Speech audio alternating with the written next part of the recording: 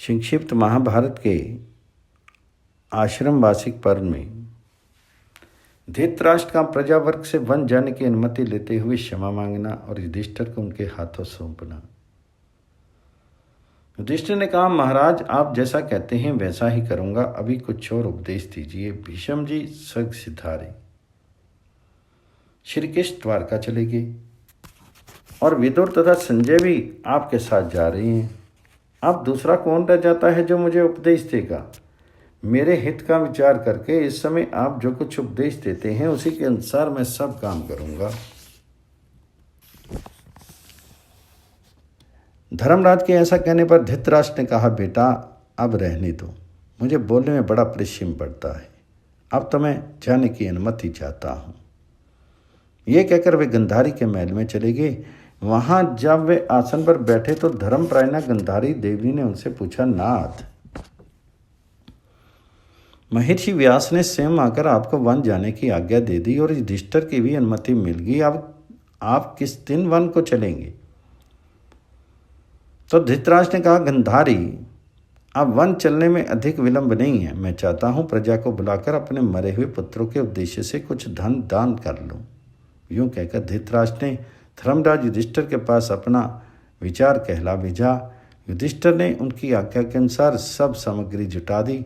फिर राजा का संदेश पाकर कुरुजांगल देश के ब्राह्मण, क्षत्रिय, वैश्य और शूद्र वहां एकत्रित हुए। तदनंतर महाराज धृतराष्ट्र अंतःपुर से बाहर निकले और वहां नगर तथा प्रांत की प्रजा को उपस्थित देखकर बोले, सज्जनों आप और कौरव चिरकाल से एक साथ रहते आए हैं। कौरवों तथा आप में परस्पर घनिष्ठ स्नेह स्थापित हो गया है। आप दोनों सदा एक दूसरे के हित में प्राण रहते हैं। इससे मैं आप लोगों से कुछ निवेदन करना चाहता हूँ, आप उसे बिना विचारे स्वीकार करने की कृपा करें। मैंने गंधारी के साथ वन में जाने का निश्चय किया है। इसके लिए महर्षि व्यास और कुंती नंदन राजा युधिष्ठिर की भी अनुमति मिल गई है।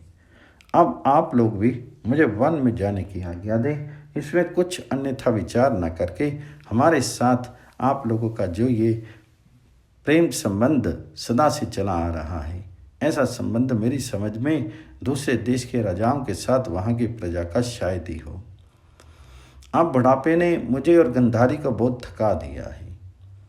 इधर उपवास करने के कारण भी हम दोनों अधिक दुर्बल हो गए हैं। युधिष्ठिर के राज्य में मुझे बड़ा सुख मिला है। मैं समझता हूँ दुर्योधन के राज्य में भी कभी इतना सुख नसीब नहीं हुआ। एक तो मैं जन्म का अंधा हूँ, दूसरे बुढ़ापे ने मुझ पर अधिकार जमा लिया है। इस पर भी मेरे बेटे मारे गए हैं, उनका शोक कभी दूर नहीं होता। ऐसी दिशा में वन में जाने के सिवा मेरे कल्याण का और कोई क्या उपाय हो सकता है? इसलिए अब आप लोग मुझे जाने की आज्ञा दें। धृतराष्ट्र की ये सब बातें सुनकर वहां उपस्थित हुए कुरुजांगल निवासी सभी मनुष्यों की आंखों से आंसुओं की धारा बह चली और वे फूट फूट कर रोने लगे। उनके शोक मग्न होकर कुछ भी उत्तर देते न देख धृतराष्ट्र फिर कहने लगे, भाइयों महाराज शांतनु ने इस पृथ्वी का यथावत पालन किया था। उसके बाद ये भीष्म के द्वारा सुरक्षित राजा विचित्रवीर्य के अधिकार में आई। उन्होंने जिस प्रकार इस राज्य की रक्षा की, क्या आप लोगों से छिपा नहीं है? तदनंतर मेरे भाई पांडु ने इसका विधिवत पालन किया था, इसे भी आप लोग जानते हैं। आपने अपने प्रजा पालन रूपी गुण के कारण ही वे आप लोगों के परम प्रिय हो गए थे। पांडु के बाद मैंने आप लोगों को भली या बुरी जैसी ही बन सकी सेवा की, किंतु उस समय मुझसे जो अपराध हो गए हों उन्हें आप लोग क्षमा कीजिएगा। दुर्योधन ने जब अकंटक राज्य का भोग किया था उस समय उसने भी आप लोगों का कुछ नहीं बिगाड़ा था, केवल पांडवों के साथ अन्याय किया था। किंतु उस दुर्बुद्धि के अपराध और अभिमान से तथा मेरे किए हुए अन्याय के कारण असंख्य राजाओं का महान संहार हो गया है। उस अवसर पर मुझसे भला या बुरा जो कुछ हुआ है उसे आप लोग भूल जाएं। इस बात के लिए मैं हाथ जोड़कर प्रार्थना करता हूँ। मुझे वृद्ध, दुखी और अपने प्राचीन राजाओं का वंश समझ करके क्षमा कर दें। ये बेचारी तपस्विनी गंधारी मेरे साथ आप लोगों को से क्षमा याचना करती है।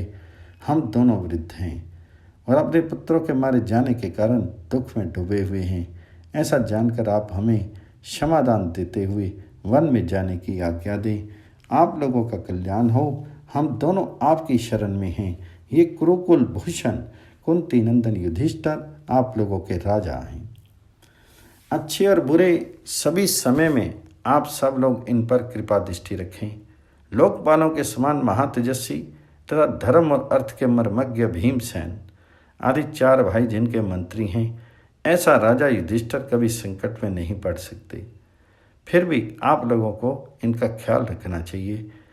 संपूर्ण जीव जगत के स्वामी भगवान ब्रह्मा की भांति ये महान तेजस्वी युधिष्ठिर आप लोगों का यथावत पालन करेंगे। मैं इन्हें द्रोहर के रूप में आप लोगों के हाथ सौंपता हूँ तथा आप लोगों को इनके हाथ में दे रहा हूँ। आप लोग अत्यंत गुरु भक्त हैं, अतः मैं आपको हाथ जोड़कर प्रणाम करता हूँ। मेरे पुत्रों की बुद्धि चंचल थी, वे लोभी और स्वेच्छाचारी थे। उनके अपराधों के लिए मैं और गंधारी दोनों आपसे क्षमा की भीख मांगते हैं। धृतराष्ट्र के इस प्रकार कहने पर नगर और प्रांत के रहने वाले सब लोग नेत्रों में आंसू बहाते हुए एक दूसरे का मुंह देखने लगे। किसी ने कोई उत्तर नहीं दिया। वैशंपायन जी कहते हैं, जन्मेजय, कुरुराज की करना भरी बातें सुनकर वहां एकत्रित हुए सब लोग दुपट्टों और हाथों से अपना अपना मुंह ढककर रोने लगे। अपनी संतान को विदा करते समय पिता और माता को जितना क्लेश होता है उतना ही क्लेश कुरु झांगल निवासी मनुष्यों को हुआ। वे शोक में संतप्त हो उठे और अपने सुने हृदय में धृतराष्ट्र के प्रवास जन्य दुख को धारण करके अचेत से हो गए। फिर धीरे धीरे उनके वियोग जनित क्लेश को कम करके उन सब ने आपस में बात करके अपनी अपनी राय जाहिर की।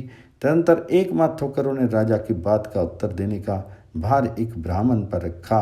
वे ब्राह्मण देवता सदाचारी, सबके माननीय और अर्थ ज्ञान में निपुण थे। उनका नाम था सांब।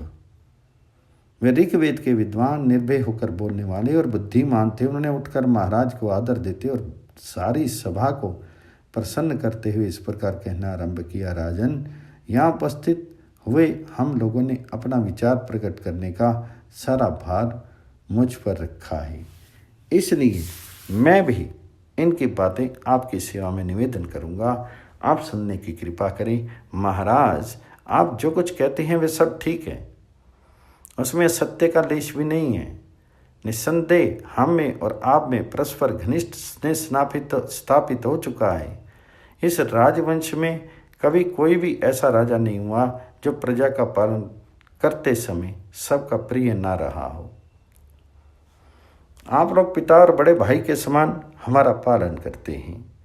राजा दुर्योधन ने भी हमारे साथ कोई अनुचित बर्ताव नहीं किया है। परम धर्मात्मा महर्षि व्यास जी आपको जैसे सलाह देते हैं वैसा ही कीजिए, क्योंकि वे हम सब लोगों के परम गुरु हैं।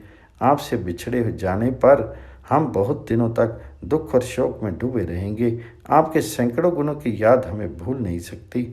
महाराज शांतनु, राजा चित्रांगद और भीष्म द्वारा सुरक्षित आपके पिता विचित्रवीर ने जिस प्रकार इस पृथ्वी का पालन किया है तथा आपकी देख रेख में रहकर राजा पांडु ने जिस तरह इस राज्य की रक्षा की है, उसी प्रकार आपके पुत्र दुर्योधन ने भी हम लोगों का यथावत पालन किया है।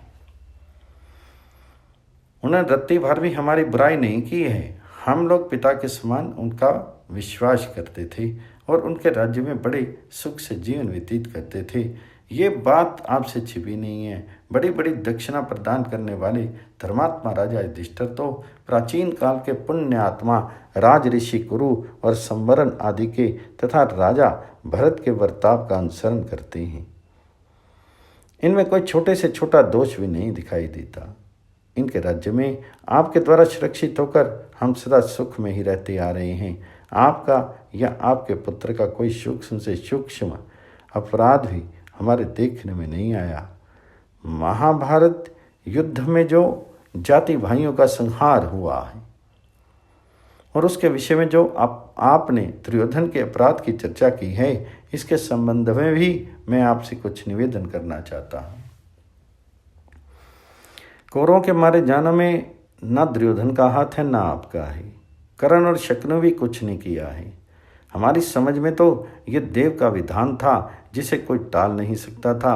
पुरुषार्थ से देव को मेटना असंभव है। उसी युद्ध में 18 अक्षौणी सेनाएं एकत्रित हुई थी, किंतु भीष्म, द्रोणाचार्य, कर्ण और कृपाचार्य आदि कौरव पक्ष के प्रधान योद्धाओं ने तथा सात्यकी, धृष्टुम्न, भीमसेन, अर्जुन, नकुल और सहदेव आदि पांडव पक्ष के वीरों ने 18 दिनों में ही सबका संहार कर डाला। ऐसा विकट संहार देवी शक्ति के बिना कदापि नहीं हो सकता। अतः उन राजाओं के वध में आपके पुत्र दुर्योधन, आपके सेवक महावीर कर्ण तथा शकुनि भी कारण नहीं है। उस समय जो हजारों राजा मौत के घाट उतारे गए, वे सब देव की करतूत समझिए। इस विषय में दूसरी कोई क्या कह सकता है। आप इस संपूर्ण जगत के स्वामी हैं, इसलिए हम आपको सबसे श्रेष्ठ और धर्मात्मा मानते हैं तथा आप और आपके पुत्र के साथ अपनी हार्दिक सहानुभूति प्रकट करते हैं। परमात्मा करे महात्मा दुर्योधन ब्राह्मणों के आशीर्वाद से अपने सहायकों सहित वीर लोक को प्राप्त हों। आप भी धर्म में ऊंची स्थिति और पुण्य प्राप्त करें। आप संपूर्ण धर्मों को ठीक ठीक जानते हैं, इसलिए उत्तम व्रतों के अनुष्ठान में लग जाइए। पांडुनंदन राजा युधिष्ठिर पहले के राजाओं द्वारा स्वीकृत किए हुए ब्राह्मणों के अग्रहार अर्थात दान में दिए हुए ग्राम तथा पुरस्कार में दिए हुए ग्राम की रक्षा करते ही हैं। ये धीरदर्शी, कोमल स्वभाव वाले और जितेंद्रिय हैं। इनके मंत्री उच्च विचार के हैं। इनका हृदय बड़ा ही विशाल है। ये शत्रुओं पर भी दया करने वाले और परम पवित्र हैं। बुद्धिमान होने के कारण ही ये सबको सरल भाव से देखने वाले हैं और हम लोगों का सदा पुत्रवत पालन करते हैं। ये पांचों भाई बड़े पराक्रमी महात्मा तथा पूर्ववासियों के हित साधन में लगे रहने वाले हैं। कुंती, द्रौपदी, उलूपी और सुभद्रा भी कभी प्रजा के प्रतिकूल व्यवहार नहीं करेंगी। आपका प्रजा के साथ भी जो स्नेह था उसे युधिष्ठिर ने और भी बढ़ा दिया है। नगर और प्रांत के लोग कभी उनकी अवहेलना नहीं कर सकते। इसलिए महाराज, आप युधिष्ठिर के विषय की चिंता तो छोड़ दीजिए और अपने धार्मिक कार्यों के अनुष्ठान में लग जाइए।